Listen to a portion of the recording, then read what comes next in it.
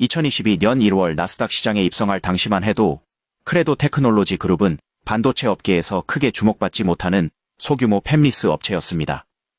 몇 년 사이 상황은 크게 달라졌습니다. 4월 16일 크레도 주가는 158.93달러에 거래를 종료해 연초 이후 11% 뛰었고 최근 1년간 상승폭은 무려 321%에 달했습니다. 불과 1년 전 40달러 선에서 거래됐던 주가가 4배 이상 치솟은 셈입니다. 이제 월가는 크레도를 단순한 케이블 제조사나 소형 반도체 설계사가 아닌 AI 데이터 센터 인프라의 핵심 연결고리로 재평가하고 있습니다. 월가의 주요 투자 은행들이 앞다퉈 매수 의견을 내는 가운데 최근 이스라엘 실리콘 포토닉스 스타트업 더스트 포토닉스를 7억 5천만 달러에 인수하기로 합의하면서 또 한 차례 상승 날개를 달았습니다. 크레도 주가가 2025년 4월 이후 1년 사이에 4배 이상 급등한 데는 여러 겹의 촉매가 맞물려 있습니다. 가장 근본적인 요인은 실적 그 자체입니다. AI 인프라 투자 사이클이 본격화되면서 크레도의 AEC 수요가 예상을 훨씬 넘어서는 속도로 폭증했고 분기 실적마다 어닝 서프라이즈를 연출했습니다. 두 번째 요인은 투자은행들의 잇따른 커버리지 개시와 목표가 상향입니다. 골드만삭스는 2026년 2월 매수 의견으로 커버리지를 시작하며 구리 솔루션이 적어도 2032년까지 유효할 것이라고 강조했습니다. 바클레이스는 목표가 260달러를 제시하며 AI 반도체 수요 강세를 근거로 강한 확신을 보였고 니덤은 크레도를 올해 토픽으로 선정하며 2027 회계연도 매출 전망치를 기존 16억 달러에서 19억 2천만 달러로 상향 조정했습니다. 최근 제퍼리스도 매수 의견으로 신규 커버리지를 게시하며 시장의 인식과 크레도의 실제 AI 인프라 기회 사이에 상당한 괴리가 있다고 지적했는데 보고서가 공개된 날 업체의 주가는 12% 넘게 폭등했습니다. 세 번째 촉매는 시장 내러티브의 전환입니다. 2024년 후반까지만 해도 크레도는 광케이블이 결국 구리를 대체할 것이라는 우려 속에 할인 평가를 받아왔습니다. 하지만 브로드컴과 엔비디아 등 업계 주요 플레이어들이 구리의 지속적 역할을 공개적으로 재확인하면서 이 우려가 과도했다는 컨센서스가 형성되기 시작했습니다. 제퍼리스는 신규 커버리지 보고서에서 제로플랩 광 트랜시버 등 신제품 출시에 대한 시장의 우려가 다소 과장됐다고 판단했습니다. 크레도의 진정한 경쟁 우위는 단일 부품 공급에 그치지 않고 전체 신호 체인을 통합적으로 최적화하는 시스템 레벨 접근법에 있습니다. 업체는 이를 통해 고객 하이퍼스케일러와의 긴밀한 기술 통합 관계를 구축해왔습니다. 대부분의 반도체 회사들이 성능 향상을 위해 3나노미터와 5나노미터 등 최첨단 공정으로 이전을 추구하는 반면 크레도는 혼합 신호와 DSP 아키텍처를 독자 개발해 상대적으로 성숙한 공정에서도 최첨단 속도를 구현한다는 차별화 전략을 추구합니다. 이 방식은 파운드리 의존도를 낮추고 원가 효율성을 높이는 동시에 팹리스 업체 특유의 수익성 레버리지를 극대화한다는 평가를 받습니다.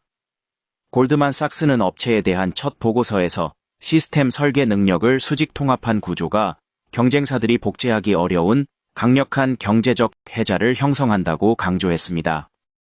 크레도의 매출 구조는 소수의 대형 하이퍼스케일러에 고도로 집중돼 있습니다.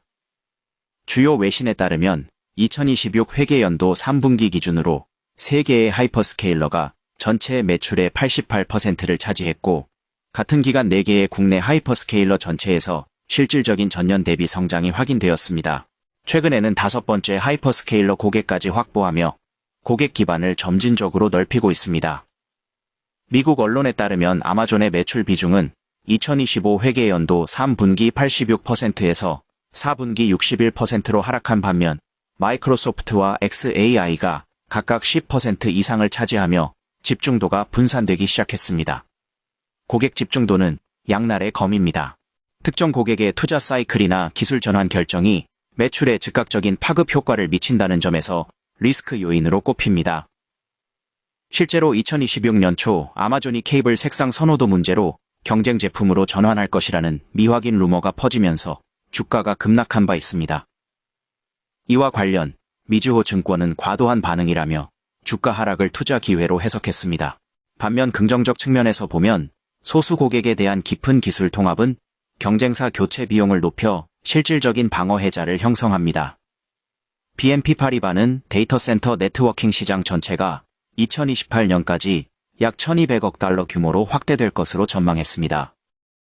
크레도가 4월 인수하기로 합의한 더스트 포토닉스는 2017년 이스라엘에서 간판을 올린 팹리스 반도체 스타트업으로 광자 통합의 전문성을 갖춘 약 70명의 엔지니어를 보유하고 있으며 설립 이후 인텔 캐피탈을 포함한 투자자들로부터 총 약 1억 5천만 달러를 유치했습니다.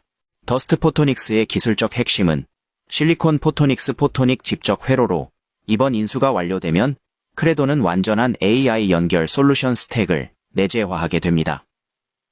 경영진은 더스트 포토닉스 인수를 완료할 때 광학 사업 부문의 합산 매출이 2027 회계 연도 기준 연율 기준으로 5억 달러를 돌파할 것이라는 전망을 제시했습니다.